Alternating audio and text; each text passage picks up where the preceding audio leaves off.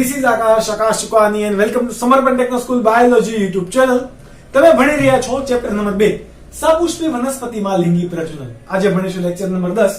Lecture number 9 સુધી આપણે બીજ અને ફળની વાત કરી. લેક્ચર નંબર 10 ની અંદર વાત કરીશું અસંયોગી જનન.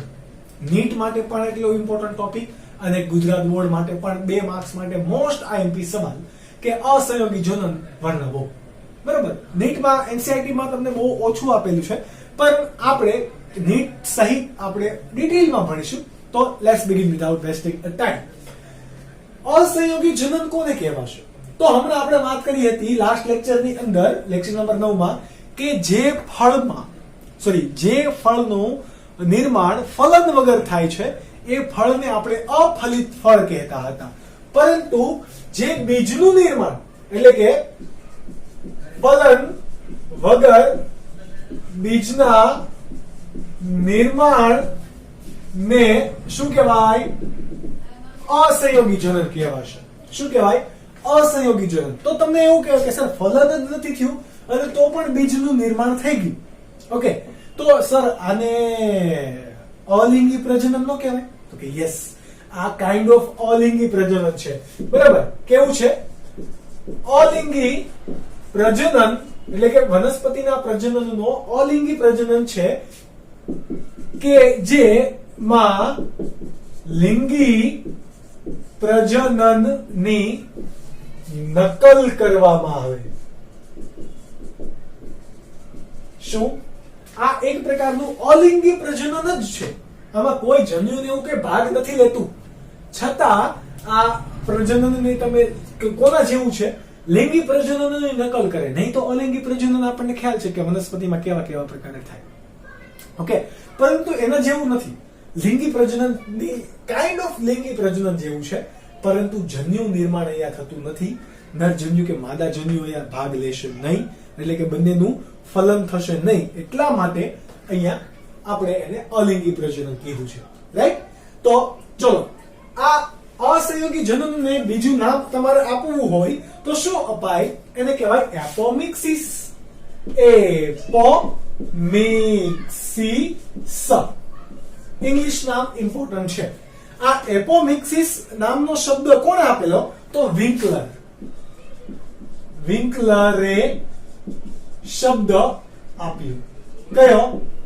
એપોમિક્સિસ, કે જેને આપણે શું કહીએ છીએ? અસંયોગી જનન. શું? અસંયોગી જનન કોની કોની અંદર જોવા મળે? તો કે ઘણી બધી એસ્ટેરેસી કુળની વનસ્પતિ અને ઘણી બધી ઘાસની પ્રજાતિમાં પણ શું જોવા મળે? અસંયોગી જનન જોવા મળે.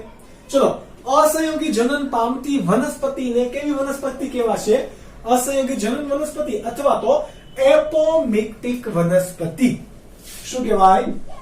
એપોમિક્ટિક વનસ્પતિ. તો આ વનસ્પતિને શું નામ અપાશે? એ છે. એટલા માટે આપણે અહીંયા ઇંગ્લિશ નામ ખબર હોવી જોઈએ. અથવા તો આને બીજું હજી કહેવાય ગુજરાતીમાં અસંગત જનીનિક વનસ્પતિ. કેવું? અસંગત જનીનિક વનસ્પતિ. આ વનસ્પતિઓની અંદર અસંયોગી જનન ક્યાં થયું એના આધારે આપણા પાસે 5 પ્રકારો છે. કેટલા પ્રકારો? 5. એ પૈકી પહેલો પ્રકાર ભણીએ. કયો? જનીન અબીજાણુકતા. કયો? જનીન અબીજાણુકતા. કોને કહેવાશે જનીન અબીજાણુકતા? તો જે વનસ્પતિની અંદર, જે કોઈ પણ વનસ્પતિની અંદર ફલન વગર કયો કોષ બીજમાં નિર્માણ પામશે? તો કે આદિ બીજાણુ કોષની અંદરથી દ્વિકીય કોષ ઉદ્ભવે. કેવો? ભ્રૂણ શેમાંથી ઉદ્ભવશે? સોરી, આપણે બ્લુ પેન થી લખીએ કે દ્વિકીય ભ્રૂણ એટલે કે 2n એ શેમાંથી ઉદ્ભવે? આદિ બીજાણુ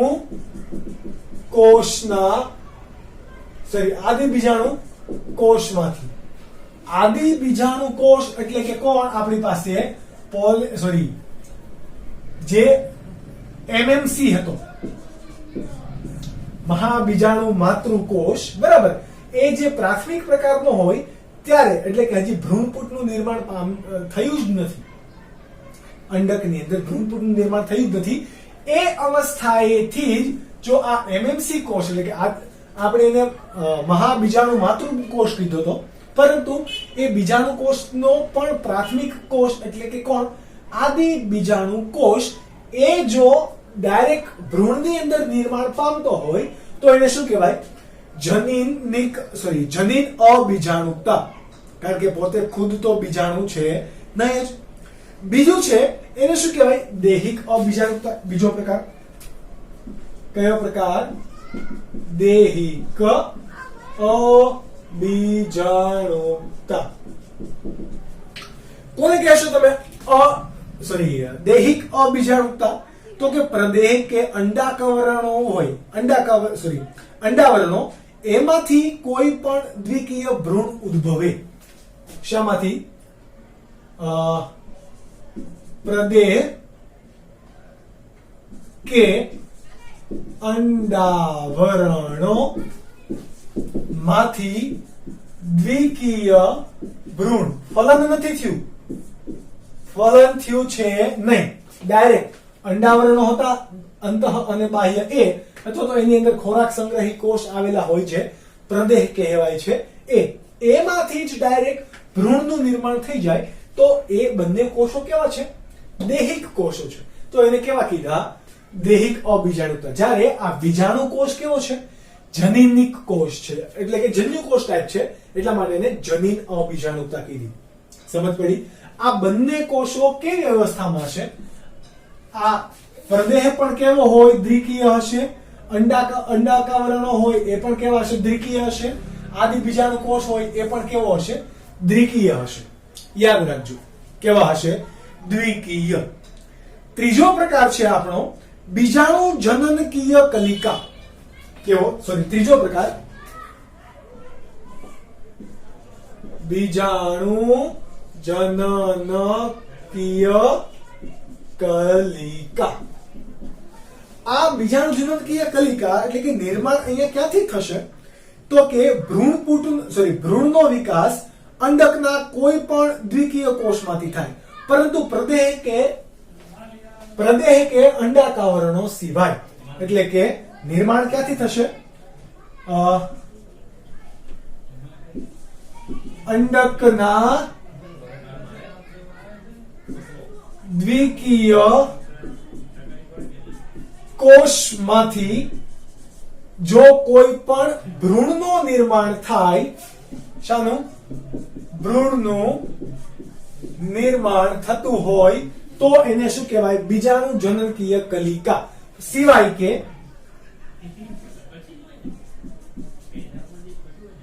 આપણે અહીંયા એક્ઝામ્પલ, સિવાય પ્રદેહ કે અંડાવરણ. પ્રદેહ કે અંડાવરણ માંથી જો થતું હશે તો એને દૈહિક અબીજાણુકતા કહેવાશે. એની સિવાય અંડકનો કોઈ પણ બીજો કોષ હોય, જેવા કે કોણ હોય શકે? અંડતલ હોઈ શકે, નાભી પ્રદેશ હોઈ શકે, બીજ કેન્દ્ર હોઈ શકે, કે પછી અંડ નાલ હોઈ શકે. આ કોઈમાંથી પણ જો નિર્માણ થાય છે તો એને શું કહેવાય? બીજાણુ જનનકીય કલિકા. હવે આમાંથી જ આપણે ભણી લઈએ કે ભ્રૂણ અંડકના આ બે કોષ અને ભ્રૂણપુટની સહેજ બહાર આવેલો હોય એ પ્રદેશ, એટલે કે પ્રદેહ પણ નથી અને પ્રદેહ અને ભ્રૂણપુટની વચ્ચે આવેલો ભાગ, અથવા તો એવું કહી શકાય કે ભ્રૂણપુટની સહેજ બહાર આવેલા ભાગમાંથી જો કોઈ પણ ભ્રૂણનું નિર્માણ થતું હોય તો એને શું કહેવાય? અપસ્થાનિક ભ્રૂણતા. એટલે કે આપણે અહીંયા ભણીશું ચોથો પ્રકાર, અપસ્થાનિક ભ્રૂણતા. અપસ્થાનિક ભ્રૂણતાને ઇંગ્લિશમાં શું કહેવાશે? એડવેન્ટિવ એમ્બ્રિયોની. શું કહેવાશે? એડવેન્ટિવ એમ્બ્રિયોની. કોને કહેવાશે એડવેન્ટિવ એમ્બ્રિયોની? તો કે ભ્રૂણપુટની સહેજ બહારની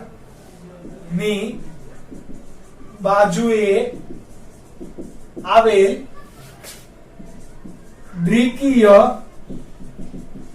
કોષમાંથી જો ભ્રૂણનું નિર્માણ થાય તો એને શું કહેવાય? એડવેટિવ એમ્બ્રિયોની.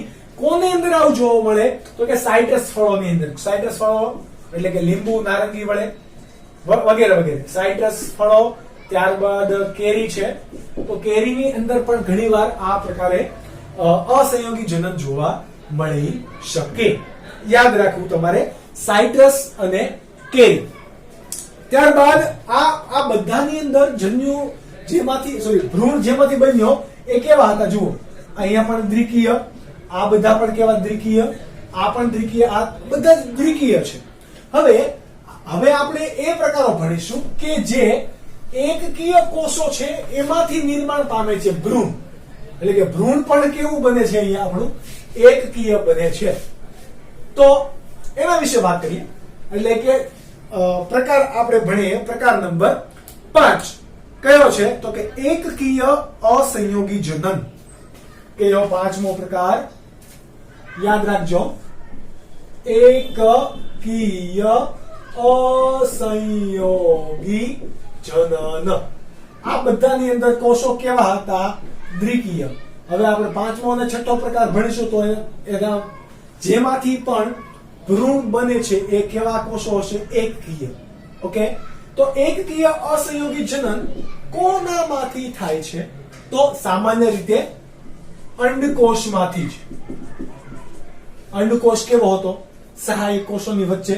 તો અંડકોષમાંથી જ થાય છે કે જે કેવો છે? એકકીય, પરંતુ ફલન વગર. સામાન્ય રીતે અંડકોષમાંથી જ ભ્રૂણનું નિર્માણ થાય, પણ ફલન બાદ. જો ફલન વગર અંડકોષમાંથી ભ્રૂણનું નિર્માણ થતું હોય તો એને શું કહેવાય? એકકીય અસંયોગી જનન છે. એકદમ સિમ્પલ. તો આ કેવું છે? કુદરતી રીતે સર્જાતો એકકીય ભ્રૂણ. કેવો હોય? કુદરતી રીતે સર્જાતો એકકીય ભ્રૂણ. ત્યારબાદ 6થો પ્રકાર છે આપણો કયો? તો કે એકકીય અજન્યુતા. કેવો? એકકીય અજન્યુતા. આ જુઓ, અંડકોષ કેવો છે? જન્યુ કોષ છે. હવે આના નામ ઉપરથી આપણે શું સમજી શકીએ? આ જન્યુ કોષ હતો, અહીંયા તો કોઈ જન્યુ હોવાના નથી. તો એ કોષો પાછા કેવા હોવા જોઈએ? એકકીય. અંડકની અંદર કે ભ્રૂણપૂટની અંદર આ કયા કયા કોષો હશે કે જે એકકીય છે અને જન્યુ પણ નથી? તો આપણને ખ્યાલ છે, પહેલો છે પ્રતિધ્રુવીય કોષો, આના સિવાયના સહાયક કોષો.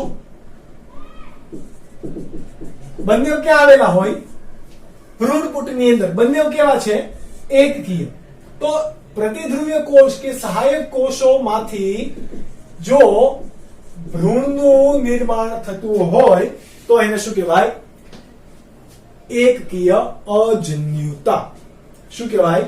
એકકીય અજન્યુતા છે. એકદમ સિમ્પલ. તો આ અસંયોગી જનનનો ફાયદો શું છે? બરાબર, ક્યાં ક્યાં ફાયદો થાય? તો કે ખેતી વિદ્યામાં ફાયદો થાય, ત્યારબાદ બાગાયત વિદ્યામાં ફાયદો થાય. કઈ રીતે? તો આપણે ખાલી સમજીએ. આમાંથી તમને કદાચ એમસીક્યુઝ પૂછે અગત્યતામાંથી, તો પણ તમને યાદ રહેવી જોઈએ. પહેલી અગત્યતા એવી છે કે ઘણી વનસ્પતિમાં એક વર્ષે બીજ ઉત્પન્ન થતા હોય. દર વર્ષે. એટલે કે એક વર્ષનો સમયગાળો હોય. ઘણી વનસ્પતિમાં 2 વર્ષનો સમયગાળો હોય, ઘણી વનસ્પતિમાં 5 વર્ષનો સમયગાળો હોય. કેમ? તો કે એમાં પ્રજનન સમયગાળો પણ અલગ અલગ હોય. આપણે ભણી ગયા કે ઘણી વનસ્પતિમાં દર 5 વર્ષે ફૂલ આવે, ઘણી વનસ્પતિમાં 15-12 વર્ષે ફૂલ આવે, ઘણી વનસ્પતિમાં 50 વર્ષે પણ ફૂલ આવે. તો આવું થાય તો જ સત્ય ફળ કે સત્ય બીજ ઉત્પન્ન થશે. પરંતુ આપણે તો એવી વનસ્પતિના બીજ જોતા છે યાર. આપણે વિકાસ કરવો છે ખેતી વિદ્યામાં. તો જો અસંયોગી જનન થતું હશે તો ફલનની અહીંયા રાહ જોવાતી નથી. છતાં પણ આપણને ભ્રૂણ બને છે એટલે બીજ તો મળવાનું જ. સમજ પડી? તો આ બીજને આપણે વાવી શકીએ? તો કે યસ. તો આપણે 5-5 વર્ષ સુધી કે જ્યાં સુધી કુદરતી રીતે ફલન થઈને બીજ બને ત્યાં સુધીની આપણે રાહ જોવી પડતી નથી. એટલે આપણે ખેતી વિદ્યામાં આનો ઉપયોગ કરી શકીએ અસંયોગી જનનનો. ત્યારબાદ આપણે બીજો ફાયદો ગણીએ કે જ્યારે ક્યારે પણ અસંયોગી જનન થતું હશે, શું થતું હોય? અસંયોગી, તમે આ પછી નોટ ડાઉન કરજો. અસંયોગી જનન થતું હોય તો આપણને ખ્યાલ છે કે આ પિતૃ જેવા જ લક્ષણો આમાં આવશે. કેમ? તો કે કોઈ અન્ય જન્યુ તો આવ્યું છે નહીં, એટલે નવા લક્ષણો આવશે નહીં. અસંયોગી જનનને પરિણામે બનતા બીજમાં લક્ષણો કેવા હશે? પોતાના પિતૃ જેવા આબેહૂબ, ટોટલ કોપી ટુ કોપી. તો કે યસ. એટલા માટે અસંયોગી જનનનો એક એ ગેરફાયદો છે કે આપણે એમાં ભિન્નતા કે નવા લક્ષણો લાવી શકતા નથી. પરંતુ આ ગેરફાયદાને આપણે ફાયદા તરીકે પણ યુઝ કરી શકીએ. કઈ રીતે? તો કે હવે માનો કે મેં એક વનસ્પતિ, જેમ કે આપણે અહીંયા મેં લીધો છે લીંબુ, અથવા એટલે કે સાઇટ્રસ થી કોઈ પણ લીંબુ, નારંગી, મોસંબી કોઈ પણ, અથવા તો કેરી મેં લીધી. એટલે કે આંબામાં મેં સંકરણ કરાયું, કોઈક સંકર જાતિ છે. હવે એ શ્રેષ્ઠ લક્ષણો વાળી મારે આંબા મળે છે, બરાબર? બેસ્ટ, એનાથી વધારે કઈ શ્રેષ્ઠ હોઈ શકે જ નહીં. એટલા મસ્ત ગુણવત્તા વાળી મને કેરી મળે છે અને મારે પેઢી દર પેઢી આવી જ કેરી જોતી છે. મારે બધા આંબા આવા જ વાવવા છે, તો મારે બીજ પણ એનું જ જોઈશે. યસ. તો જો હું અહીંયા ફલન કરવા દઈશ કુદરતી રીતે, પરાગનયન થશે કુદરતી રીતે, ફલન થશે કુદરતી રીતે, તો એમાં બે અલગ અલગ આંબાના છોડના જન્યુ આવશે, પરાગરજ અને અંડકોષ આવશે. તો જો આવું થશે તો બંનેના મિશ્ર લક્ષણ વાળું બનશે અને ઉદ્વિકાસ તો થશે, પરંતુ બંનેના લક્ષણો વાળું મળશે. પણ મારે તો એવું જોતું જ નથી. મારે તો આ જ શ્રેષ્ઠ છે, મારે એના એ જ લક્ષણો જોતા છે. તો મને અસંયોગી જનનનો મને ફાયદો થશે. તો હું એવી વનસ્પતિ કે જેમાં પાક સુધારણા કરેલા છે, કે સંકર જાતો બનાવેલી છે, અને પેઢી દર પેઢી મારે એ જ બિયારણ રાખવું છે, તો હું શું કરીશ? અસંયોગી જનન વડે, કુદરતી રીતે અહીંયા અસંયોગી જનન થતું હોય કે વાનસ્પતિક અંતઃસ્ત્રાવો દ્વારા પણ જો થતું હોય, તો હું અસંયોગી જનન વડે બીજ ઉત્પન્ન કરતો રહીશ. અને એવું નથી મારે ફલનની રાહ જોવી પડશે. અફલન એટલે કે ફલન નહીં થતું હોય છતાં પણ હું સતત ને સતત બીજ મેળવતો રહીશ, એટલે મને વધુ સંખ્યામાં મળશે. ઓકે, તો આ વસ્તુ તમે નોટ ડાઉન કરી શકો. ત્યારબાદનો ટોપિક છે બહુભ્રૂણતા. કેવો? બહુભ્રૂણતા. સંધિ છૂટું પાડો એટલે તમને ખબર પડી જશે કે બહુ પ્લસ ભ્રૂણ. ઓકે, તો આવી વ્યાખ્યા પણ આના ઉપરથી તમે કહી શકો કે જે વનસ્પતિમાં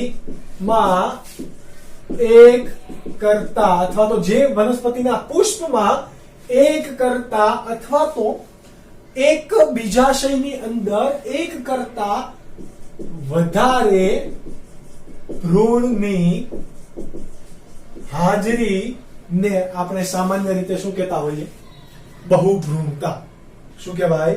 એક બીજની અંદર, અથવા તો તમે આવી રીતે પણ કહી શકો કે એક જ બીજમાં એક થી વધુ ભ્રૂણ સર્જાવાની પ્રક્રિયા કે સર્જાય તો એને શું કહેવાય? બહુભ્રૂણતા. તો આ એકદમ કેવી કહેવાય? વેલિડ વ્યાખ્યા. તમારે કોન્સેપ્ટ માટે આ પણ વ્યાખ્યા યાદ રાખી શકો. તો આ બહુભ્રૂણતા કોની અંદર જોવા મળે? તો કે મોટા ભાગની આવૃત બીજધારી વનસ્પતિની અંદર જોવા મળે. કેવી? મોટા ભાગની આવૃત બીજધારી વનસ્પતિ જેવી કે કોનિફર્સ, આંબો, લીંબુ, બરાબર? આંબો છે, લીંબુ, ડુંગળી, નારંગી, મગફળી, ડુંગળી, નારંગી, મગફળી વગેરે વગેરે ની અંદર આ બહુભ્રૂણતા જોવા મળે. એટલે કે આ એક બીજ છે કે જેની અંદર સામાન્ય રીતે આવી રીતે શું એક જ ભ્રૂણ હોવું જોઈએ, એના બદલે આવા અઢળક ભ્રૂણ છે, ઘણા બધા ભ્રૂણ છે. સામાન્ય રીતે જુઓ, હમણાં આપણે બીજની વાત કરેલી લાસ્ટ લેક્ચરની અંદર, તો એની અંદર એક જ ભ્રૂણ હતો, બરાબર? કે જેમાં ભ્રૂણાગ્ર, ભ્રૂણમૂળ, બે બીજપત્રો અથવા તો એક બીજપત્ર હોઈ શકે. આ બીજની અંદર એક ભ્રૂણને બદલે કેટલા ઘણા બધા ભ્રૂણ છે તો એને આપણે શું કીધું? બહુભ્રૂણતા. કેમ આવું થાય? why this is happening? Okay, તો એના માટે આપણે શું ભણીશું? એના કારણો. શું ભણીએ? કારણ. પહેલું કારણ છે કે જો વનસ્પતિના અંડકની અંદર એટલે કે સ્ત્રી કેસરના બીજાશયમાં આવેલ અંડકની અંદર એક કરતા વધારે ભ્રૂણપુટ હોય, અંડકમાં એક કરતા અથવા તો એકથી વધારે ભ્રૂણપુટ હશે તો આપણે એવું ભણી ગયા કે ભ્રૂણપુટની અંદર એક અંડકોષ તો હશે જ, પરંતુ આ આપણા પાસે કોણ છે? અંડક છે, બરાબર. એમાં ભ્રૂણપુટ અહીંયા સામાન્ય રીતે એક જ હોવું જોઈએ, પરંતુ આવું ભ્રૂણપુટ એક નહીં, 1 2 3 4 5 6 આવી રીતે આપણને ઘણા બધા ભ્રૂણપુટ જોવા મળે છે. તો આ દરેક ભ્રૂણપુટ શું ધરાવશે? અહીંયા અંડકોષ ધરાવતા હશે કે નહીં? અંડછિદ્ર છેડે શું ધરાવતા હશે? અંડકોષ. તો હવે તો પરાગનલિકા તો ઘણી બધી આવશે. પરાગનલિકા આવે અને બધે નરજન્યુ કોષ જાય છે તો બધે ફલન કરશે. પરિણામે બીજ તો એક જ બનશે, બીજ એક જ બનશે, પરંતુ એની અંદર ભ્રૂણની સંખ્યા કેવી હશે? વધારે. એટલા માટે આપણે એને શું કીધું? બહુભ્રૂણતા. શું કીધું? બહુભ્રૂણતા. તો આ એક વાત થઈ ગઈ. ત્યારબાદ બીજું કે જો ભ્રૂણપુટમાં એકથી વધુ અંડકોષની હાજરી હોય તો સામાન્ય રીતે આપણે ભ્રૂણપુટ હોય તો એમાં ઉપરની બાજુએ 3 પ્રતિધ્રુવીય કોષ, વચ્ચે દ્વિકોષ કેન્દ્રીય અથવા તો દ્વિધ્રુવીય કોષ, નીચે 2 સહાયક કોષ અને એક અંડકોષ હોય. અંડકોષની સંખ્યા કેટલી હોય? માત્ર ને માત્ર 1. પરંતુ અહીંયા 1 ના બદલે 3 અંડકોષ જોવા મળ્યા, કે 3 કરતા વધારે પણ જોવા મળ્યા. એટલે કે ભ્રૂણપુટની અંદર 1 થી વધારે અંડકોષ જોવા મળે તો આ બધા અંડકોષની અંદર ફલન થશે અને બધાની અંદર યુગ્મન જ બનશે. યુગ્મન જ બનીને બધા જ ભ્રૂણમાં ફેરવાશે કે નહીં? અને ભ્રૂણમાં કઈ રીતે દ્વિદળીમાં ફેરવાય આપણે ભણી ગયા. નીલમ, ગોળાકાર, અધો, આપણે આ બધું ભણી ગયા ને, અધોવર્ધક કોષ વગેરે વગેરે. તો આ વસ્તુ તમારે યાદ રાખવાની. એટલે બીજું રીઝન છે, ભ્રૂણપુટમાં 1 થી વધારે જો અંડકોષ હોય તો પણ બહુભ્રૂણતા જોવા મળે. હવે અંડકોષ પણ નથી, ભ્રૂણપુટ પણ વધારે નથી, પરંતુ હવે આ પ્રતિધ્રુવીય કોષ છે એ, અથવા તો આ જે સહાયક કોષ છે એ, જો પ્રતિધ્રુવીય કોષ કે સહાયક કોષ અથવા તો અંડકાવરણના કોષ હોય, અહીંયા બધે શું કોણ હશે? અંડકાવરણ. આના કોષો પણ ભ્રૂણ ધારણ કરે, ફલન કરે. બોલો, સામાન્ય રીતે પ્રતિધ્રુવીય કોષો અને સહાયક કોષોનું વિઘટન થવાનું હોય, એ વિઘટન ના થાય અને એ પણ ફલન કરીને જો ભ્રૂણ બનાવે તો પણ બહુભ્રૂણતા જોવા મળે. એટલે કે પ્રતિધ્રુવીય અથવા તો અને સહાયક કોષો જો ભ્રૂણ ધારણ કરે તો પણ શું જોવા મળે? બહુભ્રૂણતા જોવા મળે. ઓકે, એટલે એકના કારણે એક હોવો જોઈએ એના કરતા વધારે પ્રમાણમાં તમને ભ્રૂણ જોવા મળે છે. તો આનો ફાયદો પણ શું થાય? ક્યાં થાય? તો કે વનસ્પતિ વિદ્યાની અંદર, ખેતી વિદ્યાની અંદર કે બાગાયત વિદ્યાની અંદર છે. એકદમ સિમ્પલ. બહુભ્રૂણતાની અંદર તમને કારણો પૂછે, વિધાન કારણ પ્રકારના આમાં સવાલો પૂછે નીટ માટે પણ, તો પણ તમને આવડી જાય છે. એકદમ ઈઝી ચેપ્ટર. તો આજેથી 15 તારીખ હવે આવશે નવરાત્રી.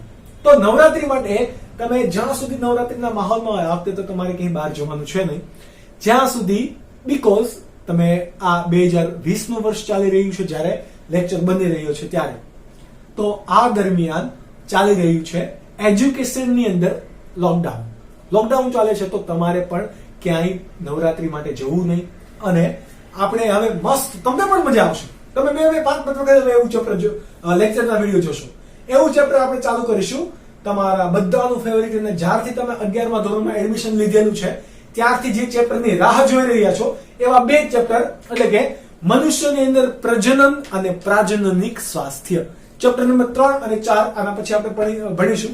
ત્યાં સુધી આ ચેપ્ટરના નીટ માટેના MCQs સોલ્વ કરતા રહો, મહેનત કરતા રહો. ફરી મળીશું નવા ચેપ્ટર સાથે. ત્યાં સુધી bye bye and take care.